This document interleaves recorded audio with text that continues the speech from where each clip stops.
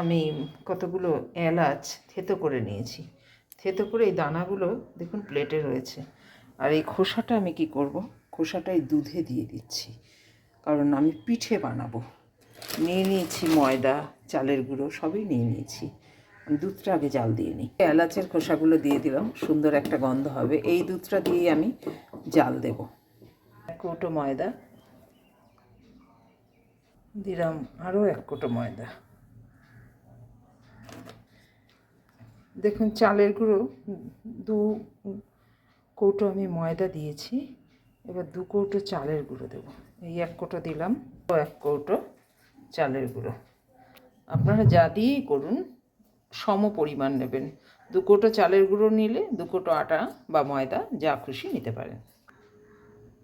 দেব সামান্য একটু লবণ দিতে হয়।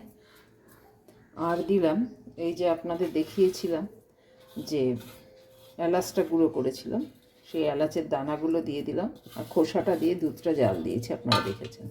এবার এটাকে ভালো করে একটু মিশিয়ে নিতে হবে, গন্ধটা সুন্দর আসে। আপনারা ইচ্ছে করলে কর্পূর দিতে পারেন, গোলাপ জলও দিতে পারেন। এবার নেব গুড়। আর দুধটা দেখুন জাল দিয়ে রেখেছি ওখানে। দুধটা এলাচ দিয়ে জাল দিয়ে রেখেছি।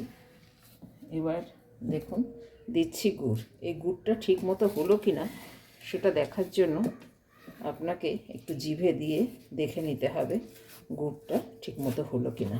বেশি মিষ্টির দরকার নেই, হালকা মিষ্টি হলেই হবে। এটাকে ভালো করে মিশিয়ে নেব। এখন আমি গুড়টাকে মেখেছি, দেখুন কালারটা কীরকম চেঞ্জ হয়ে গেছে, একটু লালচে লালচে কোড়া কোড়া কালার হয়ে গেছে। এবার আমি দেব দুধ। এলাচ দিয়ে দুধ জাল দিয়ে রেখেছি, সেই দুধটা দিলাম যাতে সুন্দর গন্ধ হয়। আর এখানে গুড়ের কন্ডা করে রেখেছি নারকেল দিয়ে, এটা দিয়ে পুর দিয়ে আমি পাটিসাপটাটা বানাবো।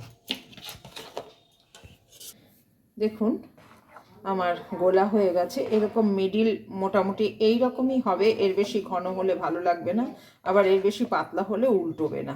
হ্যাঁ, আর সামান্য পরিমাণে তেল দিয়েছি কড়াইতে। এবার আমি পিটুলিটা দেবো। দেখুন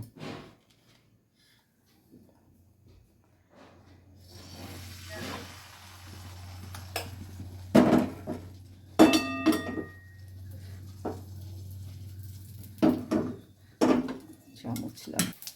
দেখুন এটা ছোট্ট করে টেস্ট করে দেখে নিচ্ছি।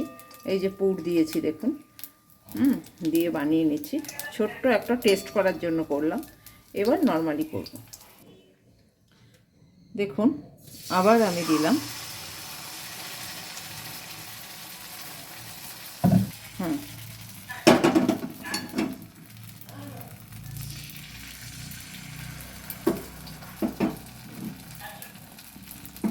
দেখুন আমি কন্ডা দিয়ে দিয়েছি।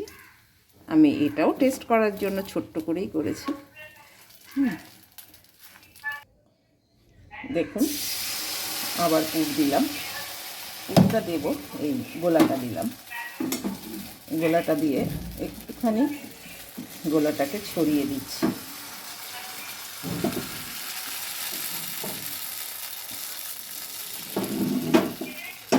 দেখুন ওপর দিয়ে শুকিয়ে শুকিয়ে এসছে, এবং মাঝে মধ্যে দেখবেন কেমন দানা দানা ছোট ছোট বুটি বুটি বুটি বুটি হয়ে যায়।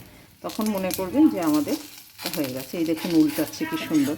ঠিক মতো গোলাটা হলে ঠিক মতো উল্টো সমপরিমাণ মিশ্রণটা দিয়েই কাজটা করবেন। দেখুন হয়ে গেছে আমার। এইভাবেই পাটিসাপটা পিঠে আমি বানিয়ে নেব। দিয়েছি আর ওটাও দিয়ে দিয়েছিলাম মিশ্রণটা। দেখুন কি সুন্দর উল্টোচ্ছে। মিশ্রণটা ঠিক মতো হলে উল্টো ভালো। দেখুন হয়ে গেল। এভাবেই আমি বানিয়ে নেব সব পাটিসাপটা। দেখুন আমার মেয়ে কত কম তেলে, 1 ফোঁটা তেল কড়াইতে দেখাই যাচ্ছে না, তাই দিয়ে পাটিসাপটাগুলো বানাচ্ছে। দেখুন অলরেডি করেও ফেলেছে বেশ কিছু, ফোঁটা ফোঁটা তেল দিয়ে। দেখুন আমরা অনেকগুলো পাটিসাপটা বানিয়ে নিয়েছি। মূলত এটা মেয়েই করছে। এই দেখুন আর একটা কড়াইতে রয়েছে। হয়ে গেল আমাদের পাটিসাপটা। আপনারাও এভাবে বানিয়ে, এবং আমরা নারকেল গোলা দিয়েই করেছি, নারকেলের কন্ডা করে। আপনারাও এই দেখুন গোলা রয়েছে। আপনারাও এইভাবে বানিয়ে দেখবেন এবং খেতে কেমন হয়েছে আমাকে কমেন্ট বক্সে জানাতে ভুলবেন না।